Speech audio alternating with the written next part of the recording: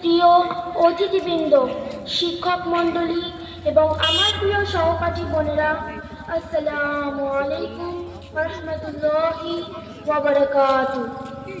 আমি নালিতাজল বালিকা মাদ্রাসার পক্ষ থেকে আপনাদের জানাই আন্তরিক ভালোবাসা, প্রীতি ও শুভেচ্ছা।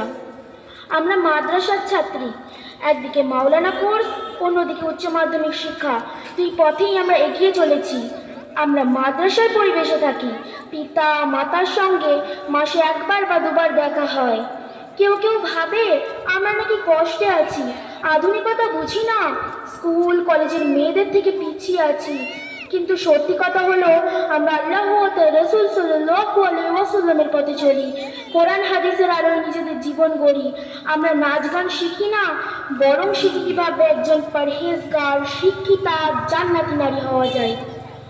আজ অনেকেই ভাবে আধুনিকতার মানে হলো ছোট ছোট পোশাক, অশ্লীলতা আর দেহ প্রদর্শন। কিন্তু আমি বলি, যে পোশাকে নারীর লজ্জাস্থান রক্ষা পায় না, যে পোশাকে রাস্তায় নিরাপত্তা থাকে না, যে পোশাকে নারী হিংস্র দৃষ্টি ও নির্যাতনের শিকার হয়, সে পোশাক কখনোই আধুনিকতা হতে পারে না। আমি এমন পোশাক চাই না। আমি দুনিয়াকে সৌন্দর্য দেখানোর জন্য জন্মাইনি।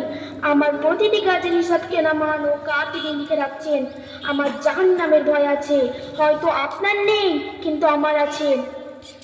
আল্লাহ তাআলা সূরা আন-নূর আয়াত নম্বর 31 বলেন, ওয়াকুল লিল মুমিনাতি ইয়াগযুযনা মিন আবসারিহিন্না ওয়া ইয়াহফাযনা ফুরুজাহুন্না ওয়া লা ইউবদিনা যিনাতাহুন্না ইল্লা মা যাহারা মিনহা ওয়া লিয়াযরিবনা বিখুমুরিহিন্না আলা জুয়ুবিহিন্না। অর্থ, মুমিন নারীদের বলুন, তারা যেন দৃষ্টির সংযত রাখে, লজ্জাস্থান হেফাজত করে এবং সৌন্দর্য প্রকাশ না করে, বরং তাদের অন্য বুকের উপর টেনে ঢেকে রাখে। রাসূলুল্লাহ সাল্লাল্লাহু আলাইহি ওয়াসাল্লাম, সহিহ বুখারী হাদিস নাম্বার 29, উরিদুন নার ওয়া রাআইতু আকসারা আহলিহান নিসা। আমি জাহান্নাম দেখেছি, সেখানে দেখলাম তার অধিকাংশ অধিবাসী নারী। এটা নারীদের অবমাননা নয়, বরং সতর্কবার্তা, যেন আমরা আকৃতজ্ঞতা, অহংকার, অশালীনতা ও গুনাহ থেকে ফিরে আসি। হে আমার মা ও বোনেরা, যদি ছোট পোশাকে আধুনিকতা হয়, তবে এমন আধুনিকতা আমার দরকার নেই। আমি জাহান্নামী হতে চাই না, আমি জান্নাতি নারী হতে চাই। আমি আম্মা জান আয়েশা রাদিয়াল্লাহু তাআলা আনহা ও আম্মা জান ফাতিমা রাদিয়াল্লাহু তাআলা আনহা এর মতো হতে চাই।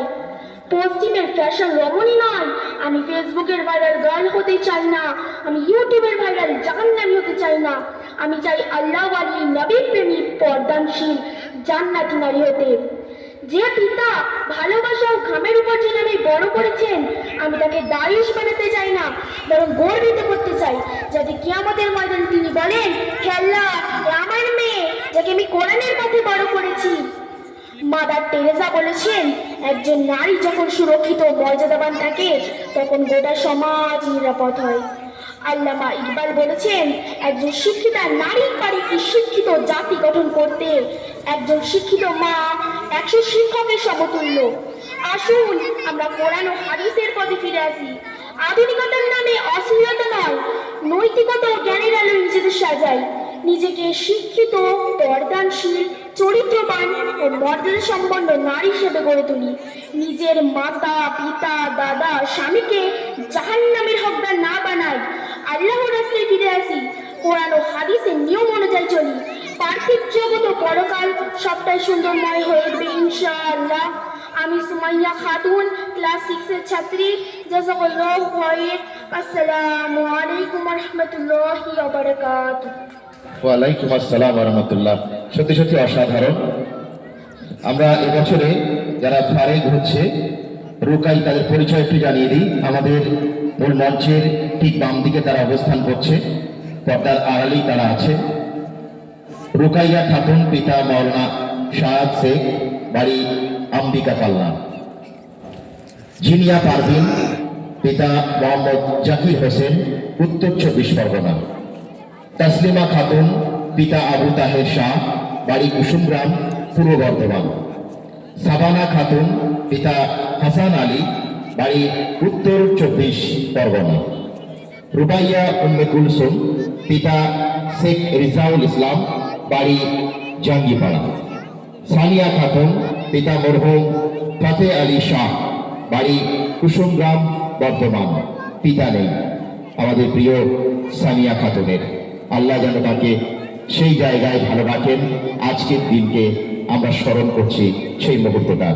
জাসমিন পারভিন, পিতা মোহাম্মদ ইব্রাহিম, বাড়ি বীরভূম জেলা।